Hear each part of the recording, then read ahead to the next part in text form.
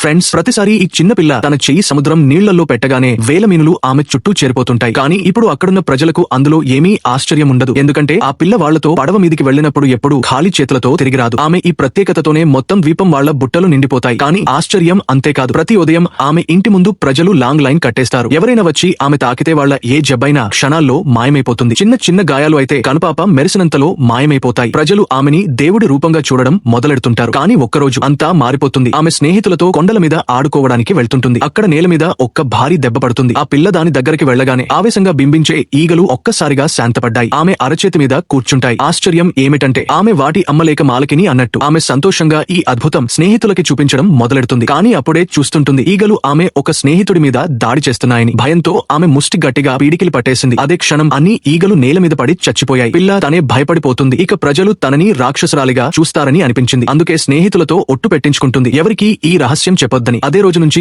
ఆమె మాయా శక్తులన్నీ మాయమైపోవడం మొదలవుతుంటాయి. ఆమె తాకినా ఎవరి జబ్బు నయమవదు. మీనవాళ్లకి కూడా ముందులాగా మీనులు దొరకడం లేదు. ప్రజలు ఆశ్చర్యపోతుంటారు, ఈ అద్భుత పిల్లతో ఏమైంది అని అందరూ బాధపడుతుంటారు.